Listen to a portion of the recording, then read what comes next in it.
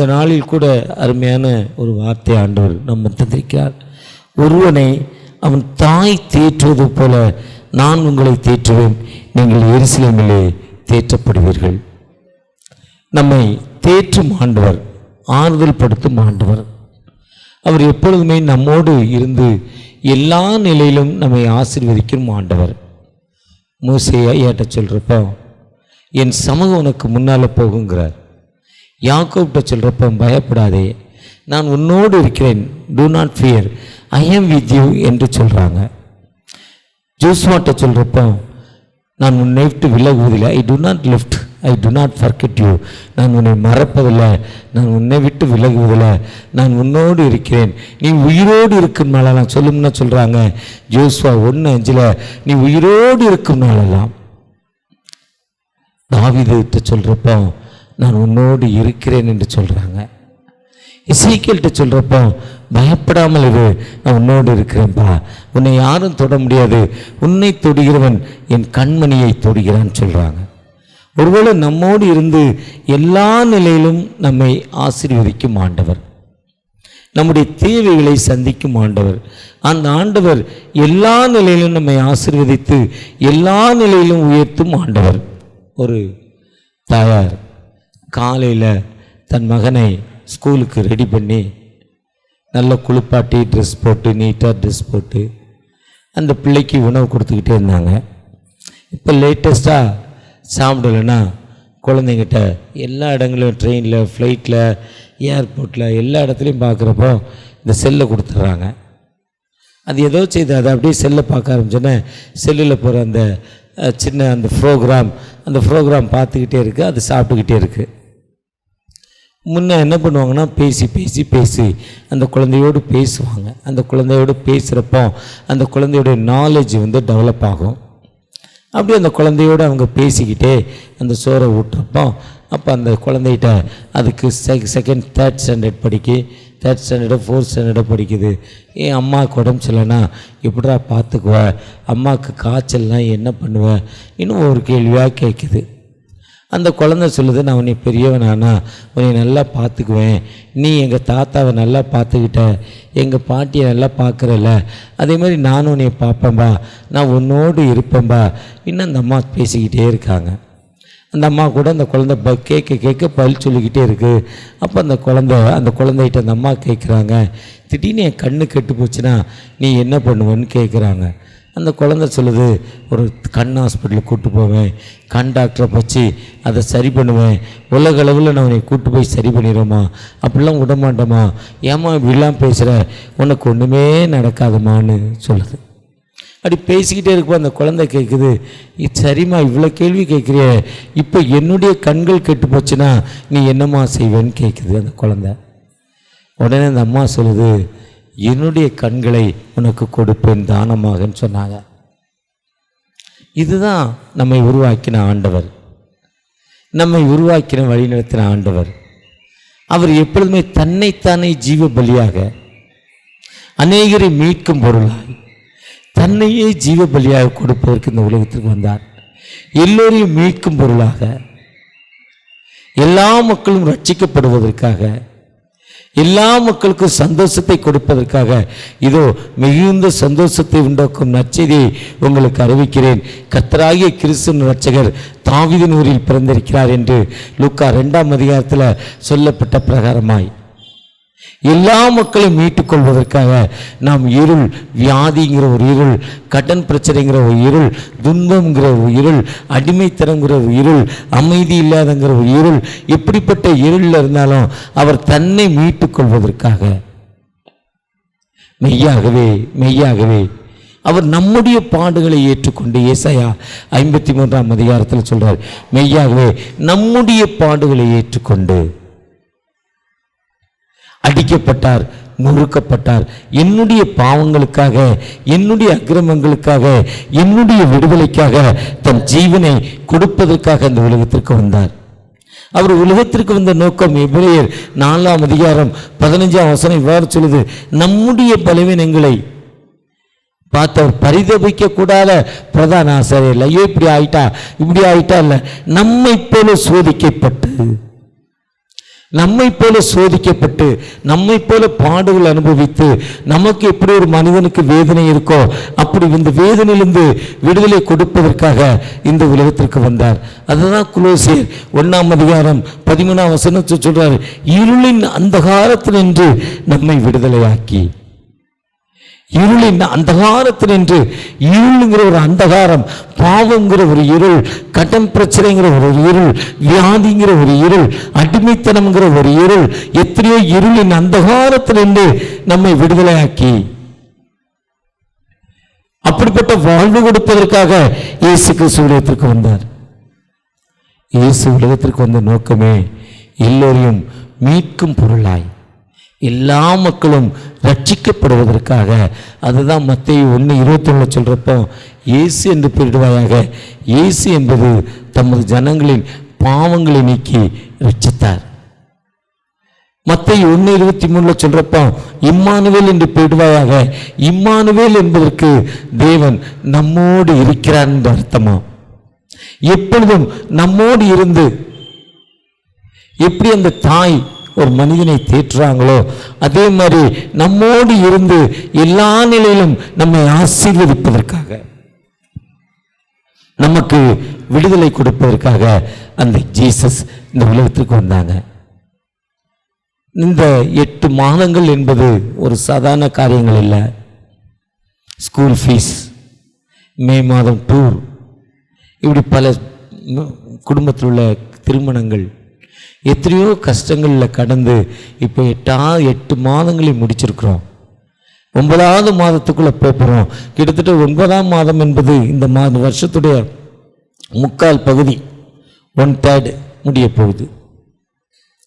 இந்த முதல் தேதியில் தகப்பனே, இந்த மாதத்தில் என்னுடைய தேவையில், என்னுடைய கண்ணீரான வாழ்வு, எனக்கு பிரச்சனைகள் மத்தியில் வந்திருக்கிறேன்ப்பா, எனக்கு இப்படிப்பட்ட ஒரு வியாதி இருக்குது, இந்த மாதத்தில் வியாதிக்கு தேவையான மருந்து இல்லைப்பா, ஒரு வேதனையோடு இருக்கிறேன், இந்த மாதத்தில் என் மகளுக்கு டெலிவரி ஆக போகுது, அந்த டெலிவரிக்கான செலவு என்கிட்ட இல்லைப்பா, இந்த மாதத்தில் என் மகளுடைய திருமணம் நடக்க போகுது, திருமணத்திற்குரிய தேவைகள் இல்லை, என் மகனுடைய திருமணம் நடக்க போகுது, திருமணத்துக்குரிய தேவைகள் இல்லை, கண்ணீரான வாழ்வு, இந்த பணம் வந்துருன்னு பார்த்தேன், இந்த பணம் வந்துருன்னு பார்த்தேன், இந்த இடத்தை விற்று அந்த வேலையை செஞ்சிடலான்னு நினைச்சேன், ஆனால் எல்லா வேலையும் பிரேக் ஆகி நிற்கிதப்பா, இன்னும் சில நாட்களில், சில மணித்துளிகளில் நான் ஒரு கஷ்டமான சூழ்நிலையில் இருக்கிறேன், எனக்கு ஒரு விடுதலை கிடைக்காதா, எனக்கு ஒரு விடுதலை கிடைக்காதா, ஏக்கத்தோடு கண்ணீரோடு பிரச்சனைகளோடு வந்திருக்கிறப்போ ஆண்டவர் சொல்றார், ஒரு தாய் தேற்றுவது போல், ஒரு தாய்,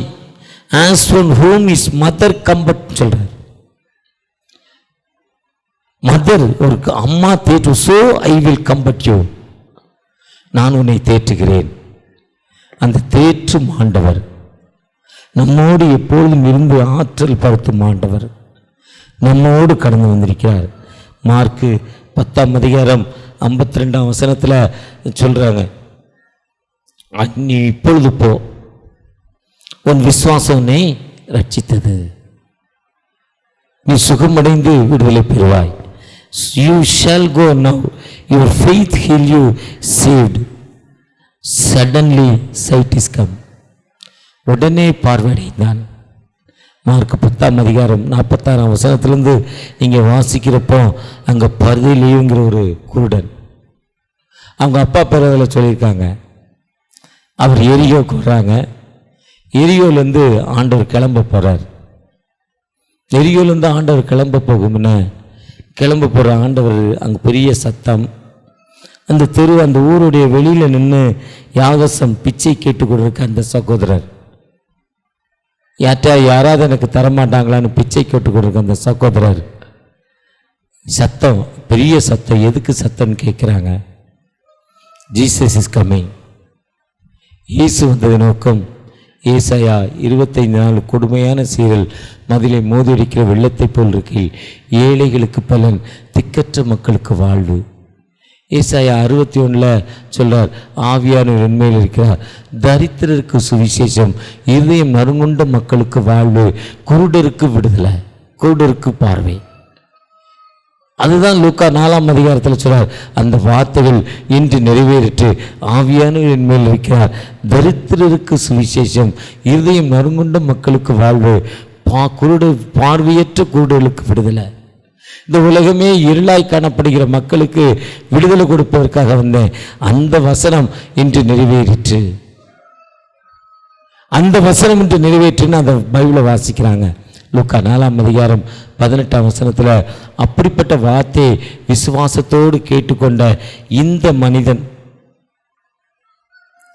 தாவீதின் குமாரனே எனக்கு இறங்கும், son of David please help me, மிகவும் மிகுந்த சத்தோஷமாய், முன்னிலும் அதிக சத்தமாய், இன்னும் அதிகமாய், விடாப்பிடியா ஒரு தடவை கூப்பிட்டு இல்லை, ஒரு தடவை ஆண்டவரே போகுன்னு சொல்லலை, மீண்டும் மீண்டும் அடிமையில் எடுத்தா அம்மியும் அமரும். அவன் விடாம்பிடியா திரும்ப திரும்ப அங்க இருக்கவங்க சொல்லுவாங்க, ஏய் கூப்பிடாத, இயேசு போயிட்டார், இயேசு போயிட்டாங்க, ஜீசஸ் அவே, இயேசு போயிட்டாங்க, நீ சத்தம் போடாத. ஆனா அவன் இயேசு போயிட்டான்னா கவலைப்படவே இல்லை, இயேசு என்னோடு இருக்கிறார், அவர் என்னை தேற்றும் தகப்பன், அவர் என்னை ஆறுதல் படுத்தும் தகப்பன், அவர் எனக்கு விடுதலை தரும் தகப்பன், அவர் என்னோடு இருக்கிறார். அந்த ஒரு விசுவாசம், அந்த ஃபெய்த் அவன் இருந்துச்சு. அந்த பரிலுங்கிற சகோதரத்தை அந்த விசுவாசம், ஏன்னா உன் விசுவாசம் உன்னை ரட்சித்தது. விசுவாசத்தினால் நீதிமான் பிழைப்பான், விசுவாசியே பதறாதே. அந்த ஃபெய்த், ஆண்டவர் என்னை ஒரு காலம் கைவிட மாட்டார். அவருக்கு தெரியும் எனக்கு எந்த நேரத்தில் என்ன கொடுக்கணும், இந்த தேவைகள் என்னங்கிறது அவருக்கு தெரியும். என்னை உருவாக்கி தன்னுடைய உள்ளங்கையில் வரைந்திருக்கிற என் தகப்பனுக்கு என்னுடைய தேவைகளை அறிந்திருக்கிற ஆண்டவர். இப்பொழுது எனக்கு ஹீலிங் வேணும், ஒரு பலவீனத்திலிருந்து எனக்கு விடுதலை வேணும், என் கடன் பிரச்சனை மாறணும், என் மன அமைதி வரணும், என்னை இவங்களெல்லாம் திட்டுறாங்க, அவங்க மத்தியில் நான் பிரகாசமாக ஜொலிக்கணும், என்னுடைய பாவங்கள் மன்னிக்கப்படணும், என்னுடைய தேவைகள் எனக்கு தெரியும், ஆண்டவருக்கு தெரியும் என்னுடைய தேவைகள். அந்த விசுவாசத்தோடு மீண்டும் மீண்டும் மத்தேயு 6ஆம் அதிகாரத்தில் சொல்றப்போ, உன்னுடைய தேவைகள் எனக்கு தெரியும், இருந்தாலும் நீ அறையை பூட்டி ஜெபி, உன் கதவை பூட்டி ஜெபின்னு சொல்லி மத்தேயு 6:9 சொல்றாங்க, பரமண்டலத்தில் இருக்கிற எங்கள் பிதாவே, நீ ஜெபிக்க ஆரம்பி, ஆண்டவரை நோக்கி ஜெபிக்க ஆரம்பி, ஆண்டவர் விடுதலை கொடுப்பார். அந்த ஜெபம் தான் பரதிலேயோ அந்த சகோதரர், அந்த இரு கண்களும் மற்ற அந்த பார்வையற்ற மனிதன் ஆண்டவரை நோக்கி ஜெபித்தான். அப்ப ஆண்டவர் சொன்னார், இவனை கூட்டு வா. யார் சத்தம் போடுறா? அவனை கூட்டிட்டு வாங்குறாரு. அவன் இயேசுவை அழைக்கிறாருன்னு தன் மேல் வஸ்திரத்தை எடுத்துட்டு போனார், எடுத்து போட்டார். தன்னை அடையாளப்படுத்தும் அழுக்கு துணியை தூக்கி போட்டுட்டு போயிட்டார். அதுதான் ஃபெய்த், அதுதான் விசுவாசம். ஜீசஸ்ட வந்திருக்கிறோம். செப்டம்பர் 1ஆம் தேதி திருச்சபைக்குள்ளே வந்திருக்கிறோம். வந்திருக்கிற நாம் விசுவாசத்தோடு தகப்பனை நோக்கி, தகப்பனே எனக்கு விடுதலை கொடுங்க, என்னை பிளஸ் பண்ணுங்கப்பா, இவ்வளவு சிக்கல் இருக்குப்பா, இந்த இடியாப்ப சிக்கல் என் வாழ்க்கையில் இருக்குது, என் வாழ்க்கையில் இந்த சிக்கலை நான் எப்படி தீர்ப்பேன்னு எனக்கு தெரியலப்பா, உங்களால் மட்டும்தான் முடியும்னு சொல்கிறப்போ அவள் சொல்வார், உன் விசுவாசம் உன்னை ரட்சித்தது. Your faith you are saved. உன் விசுவாசம் உன்னை ரட்சித்தது.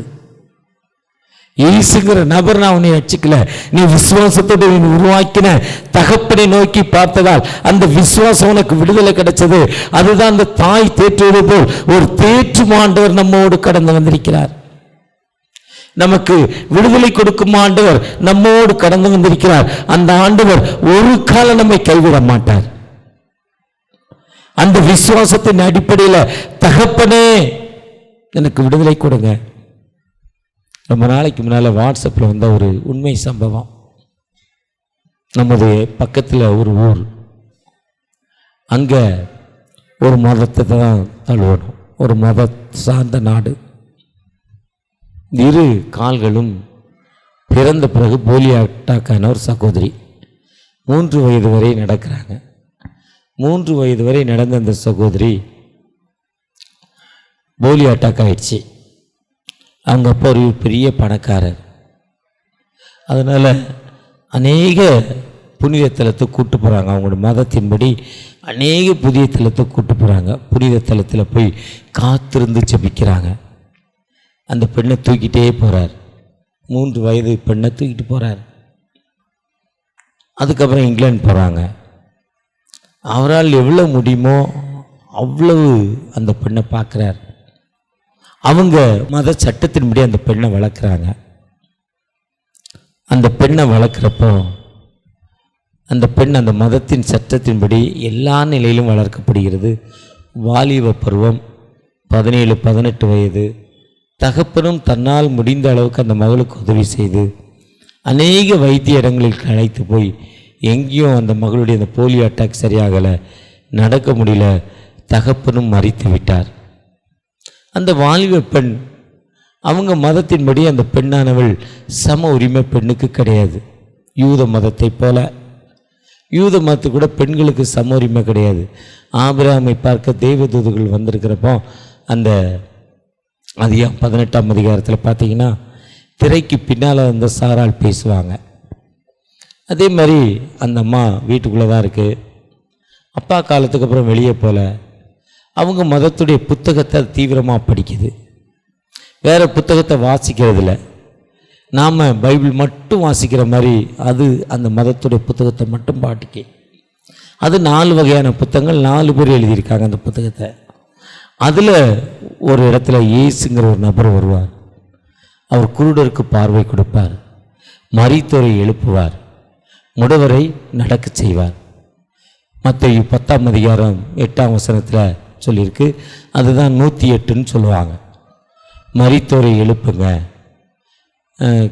அசுத்தாவிகளை துரத்துங்க, முடவரை சரி பண்ணுங்க, இலவசமாய் பெற்றீர்கள் இலவசமாய் கொடுங்க. அந்த வசனத்தை வாசிக்குது. அப்போ அந்த மரித்தோரை எழுப்பும் ஆண்டவர், முடவரை நடக்க செய்யும் ஆண்டவர், குருடரை பார்வையடையும் செய்யும் ஆண்டவர். லூக்கா 4ஆம் அதிகாரத்தில் இந்த வசனம் இன்று நிறைவேறிற்று. This word is completed this time. ஏன் அது நிறைவேற்று சரியாயிட்டு. அது விசுவாசத்தோடு ஜெபித்து தான். நான் தழுவும் மதம் உண்மை என்றால், நான் வாசிப்பது உண்மை என்றால், இதில் இருப்பது உண்மை என்றால் நான் நடக்கணும். நான் ஏன் நடக்க முடியாது? இதன்படி நான் நடந்தால் அந்த அம்மாவுடைய விசுவாசம் ஃபெய்த்து, அந்த விசுவாசத்தோடு அது ஜெபம் பண்ணிச்சான். ஜெபம் பண்ணுறப்போ அதிகாலை 4 மணிக்கு இயேசுடைய தரிசனம் கிடச்சிதான். இயேசு கைகளை தொட்டு அந்த மகளை நடக்க செய்து அந்த மகளை நடக்க செய்தாங்களாம். கிட்டத்தட்ட 15 ஆண்டுகளாக நடக்க முடியாத ஒரு சகோதரி எழுந்து குதித்து நடந்து தன் வீடு முழுவதும் இயேசுங்கிற நபர் வந்தார். இயேசு எனக்கு வாழ்வு கொடுத்தார், இயேசு என்னை உயிர்ப்பித்தார், இயேசு எனக்கு விடுதலை கொடுத்தார்னு அந்த சகோதரி சொன்னாங்களாம். ஆனால் மற்றவங்க ஏற்றுக்கொள்ளலை. அந்த சகோதரி பெரிய ஒரு இரத்த சாட்சியாக மரித்ததாக அவர்களை பற்றி சொல்கிறாங்க. அந்த அம்மா இயேசுங்கிற ஒரு நபர் இருக்கிறார், அவர் தான் உயிருள்ள கடவுள், அவர் தான் வாழ்வு கொடுக்கும் கடவுள், அவர் தான் மனிதனை ஆறுதல் படுத்தும் தகப்பன். ஒரு தாய் தேற்றுவது போல், ஒரு தாய் தேற்றுவது போல் நம்மை தேற்றி நமக்கு வாழ்வு கொடுக்கும் ஆண்டவர் அந்த ஆண்டவர். ஒரு தாய் எப்படி தேற்றுவாங்களோ அந்த தேற்றுவது போல், as on whom is mother comfort, so I will comfort you என்ற வார்த்தையிலே ஒரு தாய் தேற்றுவது போல் நம்மை தேற்றும் ஆண்டவர். 8 மாதங்களை முடித்து 9வது மாதத்துக்குள்ள வந்திருக்கிற நீங்கள் நானும் இந்த மாதத்தில் என்னுடைய லைஃப் எப்படி இருக்கும், எனக்கு வாழ்வு எப்படி இருக்குன்னு ஆண்டவரை நோக்கி பார்க்கிறப்போ நம்ம அவரை நோக்கி பார்ப்போமா? ஒரு தாய் தேற்றுவது போல்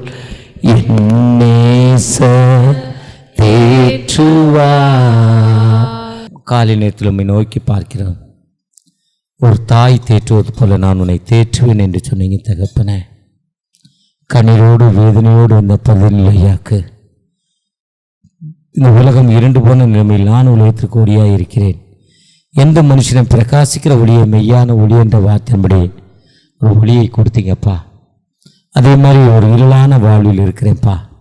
வியாதிங்கிற ஒரு கஷ்டம், துயரங்கிற ஒரு கஷ்டம், மன அமைதி இல்லாத கஷ்டம், மரண பயம், தோல்வி, வாழ்க்கையில் தோல்விங்கிற ஒரு கஷ்டம், இப்படி பல இக்கட்டான சூழ்நிலைகள், பிறர் என்னை எழுந்து பேசுங்கிற ஒரு கஷ்டம், இப்படிப்பட்ட ஒரு கஷ்டத்தில் இருக்கிறேன்ப்பா. ஒரு விஷயம் கூட மனமிறங்கி நம்முடைய பிரச்சனை எங்களோடு வரட்டும்பா. அந்த துயரத்திலிருந்து ஒரு ஆறுதல் படுத்துங்க, எங்களை தேர்தல் படுத்துங்க. கடந்த வாதங்கள் எங்களை பாதுகாத்தீங்க, நன்றி நன்றி. நாங்கள் நிர்மூலமாக இருப்பது கர்த்தருடைய சுத்த கிருபை. காலைதோறும் புதியவர்கள். இந்த புதிய மாதத்தில் கூட இந்த முதல் தேதியில் ஒரு தேர்ச்சி என்னை ஆறுதல் படுத்துங்க. நான் ஆறுதல் படுத்துவேன், அரவணைப்பே மாற்றின்படி நீர் எங்களை ஆசீர்வதிக்க போகிற தயவுக்காக கூட நன்றி. உங்களுடைய பிரச்சனை எங்களோடு இருக்கட்டும், உங்களுடைய கிருபை எங்களோடுட்டும். விசேஷமாய் உங்களுடைய சரீரத்தை ரத்தத்தையும் விசுவாசத்தினால பெற்றிருக்கோம்பா. பெற்றுக்க அந்த சரீரம் ரத்தமோ விசுவாசத்தோடு, அது உம்முடைய சரீரம், உம்முடைய ரத்தம் உனக்காய் பிற்கப்பட்டது, என்னுடைய பாவங்களுக்காக என்னுடைய அக்கிரமங்களாக பிற்கப்பட்டது. விசுவாசத்தோடு நான் உட்கொண்டு எனக்கு விடுதலை தாங்க. என்னை பிளஸ் பண்ணுங்க, என்னை ஆறுதல் படுத்துங்க. இந்த மாதம் ஒரு ஆறுதல் படுத்துகிற மாதமாய், இந்த மாதம் என்னை உயர்த்துகிற மாதமாய், இந்த மாதம் ஒரு அதிசயங்களை காணக்கூடிய ஒரு மாதமாய், கர்த்தரால் செய்யக்கூடாத ஒரு அதிசயமா உண்டோ என்ற வார்த்தையின்படி ஒரு அதிசயத்தை தாங்க தகப்பனே. ஒரு விஷயம் கூட எங்களை பிளஸ் பண்ணுங்க. திருச்சபையின் 1000 குடும்பங்களுக்காக நன்றிப்பா. ஆசீர்வதிங்க. அவருடைய குடும்பத்துடைய தேவைகளை சந்திங்க. அவருடைய பலவீனங்கள் சோர்வுகளை மாற்றுங்க. திருச்சபையுடைய கேட்டகிஸ்ட் குடும்பங்களுக்காக நன்றி தகப்பனே. பிளஸ் பண்ணுங்க, ஆசீர்வதிங்க. அவர் தேவைகளை சந்திங்க, பலவீனங்களை மாற்றுங்க. திருச்சபையின் பணிகளை தங்களை ஈடுபடுத்திக் கொள்றப்போ உங்களுடைய கிருபை இருக்கட்டும். திருச்சபையுடைய செயலர் பொருளர் குடும்பங்களுக்காக ஜெபிக்கிறோம். ஆட்சி மனத்துக்காக ஜெபிக்கிறோம். திருச்சபையில் இருக்க வயதில் மூத்த மக்களுக்காக, திருச்சபையில் பலவீனப்பட்ட மக்களுக்காக, திருச்சபையில் கண்ணீரோடு இருக்கும் மக்களுக்காக, வாலிப பிள்ளைகளுக்காக, பெண்கள் ஐக்கியத்திற்காக, ஆண்கள் ஐக்கியத்திற்காக, திருச்சபையில் இருக்க சிறுவர் ஐக்கியத்திற்காக, பாடல் குழுவினுக்காக ஒவ்வொருவரையும் பிளஸ் பண்ணுங்க. ஒவ்வொருவருடைய பிரச்சனை இருக்கட்டும். வருகிற வாரத்தில் நடக்கப்படும் அறுப்பின் தோத்திர பண்டிகையில் உங்களுடைய கிருபை எங்களோடு வரட்டும், உங்களுடைய இரக்கம் எங்களோடு வரட்டும். இயற்கையின் சூழ்நிலை எங்களுக்கு தாங்க, சரிப்படுத்தி தாங்க. நீர் கொடுத்த ஆசீர்வாதத்தை நினைத்து அர்ப்பணிப்போடு நாங்கள் ஒருமித்து, ஐயா ஆண்டவர் எங்களுக்கு எடுத்த நன்மைகளை நினைத்து நீ உன் மனைவியின் பிள்ளைகள் அனைவரும் சேர்ந்து துதிக்கிறப்போ நான் அந்த ஸ்தனத்தில் இருப்பேன் என்ற வார்த்தையின்படி நீங்கள் அந்த நேரத்தில் வரப்போறீங்க. அந்த அர்ப்பின் தோத்திர பண்டிகையை ஆசீர்வதிக்க போறீங்க. நன்றி நன்றி. தொடர்ச்சியாக அடுத்த மாதம் முதல் தேதியில் தகப்பனே நாங்கள் செல்ல இருக்கிற அந்த காரியங்களை இங்கே அறிந்திருக்கீங்க. உங்களுடைய கிருபை எங்களோடு வரட்டும், உங்களுடைய இறக்கம் எங்களோடு வரட்டும், உங்களுடைய ஆசீர்வாதம் எங்களோடு வரட்டும் தகப்பனே. ஒரு விஷயம் கூட எங்களை பிளஸ் பண்ணுங்க. எங்களுடைய பேராயத்திற்காக, பேராயத்தில் கொடுத்த நல்ல பேராயருக்காக, அவருடைய நற்பணிகளுக்காக நன்றி செலுத்துகிறோம். அவரை பிளஸ் பண்ணுங்க. அவரோடு இணைந்து பணி செய்யும் ஆயர் பெருமக்களுக்காக, மிஷனரி அம்மா மிஷனரிகளுக்காக, பைபிள் அம்மாக்களுக்காக, டே கேர் சென்டருக்காக, பேராயத்தில் நடைபெறும் ஒவ்வொரு டைரக்டர்ஸ்க்காக, ஒவ்வொரு நல்ல திட்டங்களுக்காக, பேராயத்தில் சிறப்பாய் நடப்பது ஒவ்வொரு நல்ல திட்டத்திலையும் உங்களுடைய பிரச்சனை இருக்கட்டுமாப்பா. ஆசீர்வதிங்க. விசேஷமா தேசத்திற்காக, தேசத்துடைய தலைவருக்காக, எங்களுடைய ஜனாதிபதி, எங்களுடைய பிரதம மந்திரி, எங்களுடைய முதல்வர், எங்களுடைய கவர்னர் ஒவ்வொருவரையும் ஆசீர்வதிங்க. ஊருக்கு தேவையான ஞானமும் பலமும் வல்லமையும் தாங்க. அவர்களோட பிரச்சனை இருக்கட்டும். கர்த்தருக்கு பயந்து அவர்கள் வழிகளில் நடக்கிறவனோ அவன் பாக்கியவான் என்று வேதம் சொல்லுது. உமக்கு பயந்து உமது கட்டளைக்கு கீழ்ப்படிந்து உம்மை நேசித்து நடக்கிற ஒவ்வொருவரும் நீங்கள் பிளஸ் பண்ணுவீங்க. அப்படி நீங்கள் பிளஸ் பண்ண போகிற தயவுக்காக கூட நன்றி. தேசத்தில் கொடுத்த மழைக்காக, மழை இல்லாத அநேக இடங்கள் கஷ்டப்படுதுப்பா. அந்த இடங்களுக்காக, அநேக இடங்களில் அமைதி இல்லாத நிலைமை இருக்கு. அமைதியான நிலைமை ஏற்பட தகப்பனே. டிவி ஓப்பன கொலைகள் கொள்ளைகள் என்று நாங்கள் வாசிக்கிறோம். அந்த கொள்ளைகளிலிருந்து இந்த தேசம் சந்திக்கப்பட கிருபை செய்யுங்கப்பா. மீண்டுமா எங்களோடு கடந்து வாங்க. இந்த ஆராதனை ஆரம்பம் முதல் முடிவரை எங்களோடு இருந்தீங்க. நன்றி தகப்பனே, நன்றி. இந்த ஆராதனை முடிவில் நம்முடைய பிரச்சனை எங்களோடு வரட்டும். உங்களுடைய பாதுகாக்கிற கரம் இருக்கட்டும். கடந்த மாதம் முழுவதும் பாதுகாத்த தகப்பன் இந்த மாதத்தில் எங்களை பிளஸ் பண்ணுங்க. யாரெல்லாம் தன் வியாதியை நினைத்து, கடன் பிரச்சனை நினைத்து, தோல்வியை நினைத்து, அமைதிக்காக உண்மை நோக்கி பார்த்து ஜெபித்தாங்களோ அவருடைய ஜெபத்தை கேட்டு நீர் அவருக்கு விடுதலை கொடுத்தீங்க, ஒரு அமைதியை கொடுத்தீங்க. நன்றி செலுத்துகிறோம். எங்களுடைய பிஸ்னஸ், ஒவ்வொருடைய பிஸ்னஸ், ஒவ்வொரு வேலை எல்லாத்தையும் ஆசீர்வதிங்க, வழி எடுத்துங்க. திருச்சபையில் குழந்தைக்காக காத்திருக்கிற அந்த பிள்ளைகளுக்காக, குழந்தை பெற்றெடுப்பதற்கு காத்திருக்கிற அந்த பிள்ளைகளுக்காக, திருச்சபையில் நடக்க போகிற திருமண காரியங்கள் தகப்பனே, அந்த திருமண வீட்டாருக்கு தேவையான பலன் அனைத்தையும் நாங்கள் அந்த திருமணத்தில் உம்முடைய பிரசனம், உம்முடைய ஆவியின் வழிநடத்தில் இருக்க போகிற தயவுக்காக கூட நன்றி. ஒவ்வொரு திருமண ஆராதனையிலும் உம்முடைய கிருபை இருக்க போகிற தயவுக்காக கூட நன்றி. இந்த மாதத்தில் பிறந்த நாள் கொண்டாடுகிற, திருமண நாள் கொண்டாடுகிற ஆண்களுக்காக, பெண்களுக்காக நன்றி செலுத்துகிறோம். ஆசீர்வதிங்க, ஒவ்வொருவரையும் பலப்படுத்துங்க. தன் தேவைகளை இணைத்து உடைய பாதத்தில் ஜெபித்த அந்த பிள்ளைகளை பிளஸ் பண்ணுங்க. பலவீனப்பட்ட மக்களை தொட்டு ஆசீர்வதிங்க. இப்போ இயேசு மூலம் ஜெபம் கேளும் அன்பின் தகப்பனே, ஆமென். எல்லா புத்திக்கும் மேலான தேவ சமாதானம் நம்மோடு இருந்து தேவனை அறிகிற அறிவிலும் அன்பில் நிலைத்திருக்கும்படி பிதா, குமாரன், பரிசுத்தாவின் திரியேக நாமம் நம் அனைவரோடும் இப்பொழுது எப்பொழுதும் சதா காலம் தங்கியிருப்பதாக. ஆமென்.